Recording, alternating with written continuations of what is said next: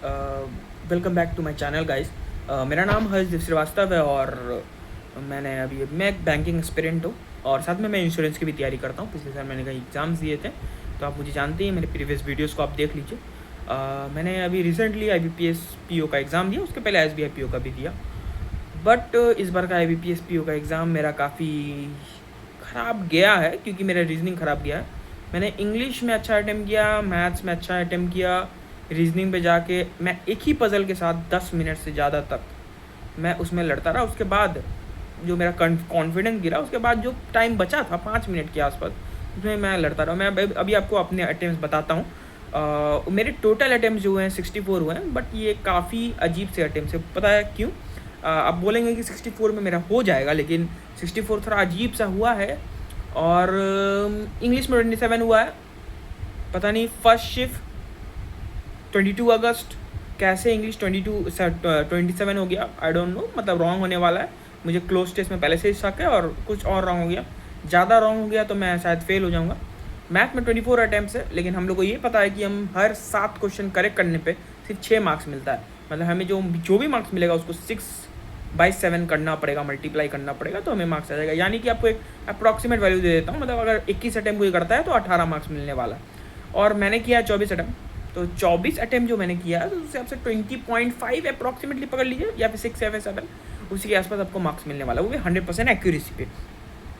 तो लोग जो बोलते हैं मैथ इस बार ईजी आया, नहीं आया है, वो आपको पहले से एडजस्ट करने के लिए लाया है और कुछ नहीं।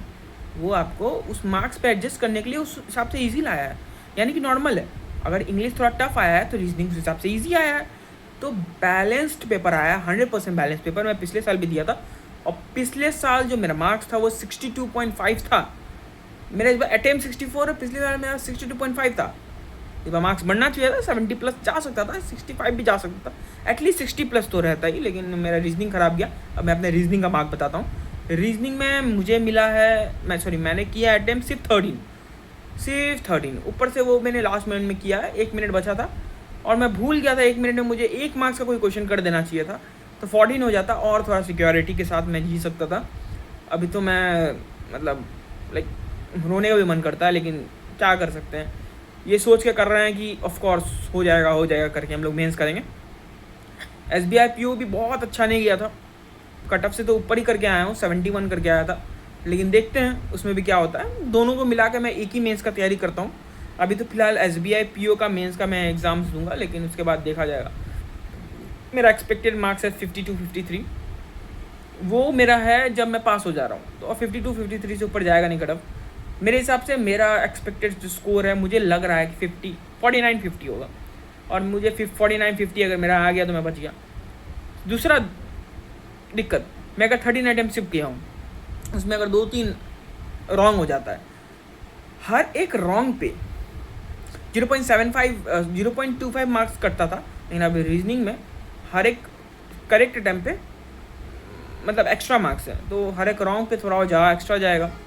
तो उसको मैं रीजनिंग अगर मैं रॉन्ग हो गया तो फिर मैं गया, और रीजनिंग में रॉन्ग नहीं हुआ तो सब बच सकता हूँ, क्योंकि मैं 13 अटेम्प्ट पे 14 पॉइंट कुछ मार्क्स आएगा। मैथ में अगर कम रॉन्ग होता है, फिर नहीं होता है तो शायद में हो जाएगा, तब हो जाएगा, तब हम डैम श्योर कि हो जाएगा। उतना इंग्लिश में उतना रॉन्ग नहीं हो सकता। अगर इसमें 100% एक्यूरेसी हुआ तो मेरा इंग्लिश की वजह से मैं हो सकता। और अगर एक मार्क्स भी कटता है तो इंग्लिश में ज़्यादा रॉन्ग नहीं होना चाहिए, 4-5 मार्क्स का रॉन्ग में मैं सह सकता हूँ। उससे ज़्यादा रॉन्ग हुआ तो गया। इसमें एक मतलब 7-8 रॉन्ग ओवरऑल, तो फिर मैं बच सकता हूँ। अगर 10 से ज़्यादा 10 के आसपास रॉन्ग हो गया तो फिर मैं गया। अब क्या है, बस मैं NICL असिस्टेंट भी दे रहा हूँ, NICL असिस्टेंट का तैयारी कर रहा हूँ। उसका मुझे डर लग रहा है, क्योंकि अब रीजनिंग में ऐसा हो सकता है, उसमें तो 35 में 35 करना है, मैथ में 35 में 35 करना है, इंग्लिश में 30 में 30 करना है, तब जाके आपको बैठना होगा। क्योंकि आपका देखिए, मैं बिहार से भरा हूँ, और पिछले साल बिहार में 9 सीट थे, 9 सीट जनरल के, और ओवरऑल जो 1 लाख आदमी भरे थे, मतलब 1 लाख स्टूडेंट्स भरे थे। 9 सीट और 1 लाख स्टूडेंट्स, मतलब सिर्फ बिहार देने ओवरऑल बिहार का होगा 3-4 हज़ार स्टूडेंट, 2-3-4 हज़ार स्टूडेंट। अब क्या हुआ कि इस साल मैंने सुनने को आया कि 2-3 लाख से भी ज़्यादा लोग भरे हैं, मतलब 2 से 3 टाइम्स से भी ज़्यादा सीट बिहार में 9 से 5 हो सकता है। मतलब जनरल का सीट अब 9 से 5 हो चुका है। पहले 83 का कट ऑफ था 2024 में, बड़ा पता नहीं। आई एम एक्सट्रीमली मतलब सस्पिशियस ऑफ दिस, कि मतलब क्या करना चाहिए। पर चले जाऊँगा मैं, पास में ही है मेरा, 2 कुछ घंटे का रास्ता में। लेकिन मैं 3 दिन और मेरा मेन से चला जाएगा, वो है एक्चुअली। तो 27 तारीख को जैसे एग्ज़ाम दे के आऊँगा। देखिए 28 को तो आप समझ ही रहे हैं कि राखी है, तो 28 भी थोड़ा जाएगा। देखते हैं, थोड़ा अपडेट करते रहेंगे आपको। NICL असिस्टेंट के पहले भी आपको अपडेट कर देंगे। वैसे मैं सिलीगुड़ी से एग्ज़ाम देता हूँ, मैं सिलीगुड़ी से रहने वाला हूँ। और ठीक है, थैंक यू। फिर से मैं रिपीट कर देता हूँ आपको, फिर से मैं रिपीट कर देता हूँ कि मेरा IBPS PO में कैसा गया। 64 total attempt, 24 maths, 27 English and reasoning is 13। Hope हो जाए, मतलब फिंगर्स क्रॉस्ड। और हो सकता है आप भी अपना अटेम्प्ट नीचे बताइए, और बस और कुछ नहीं। Thank you.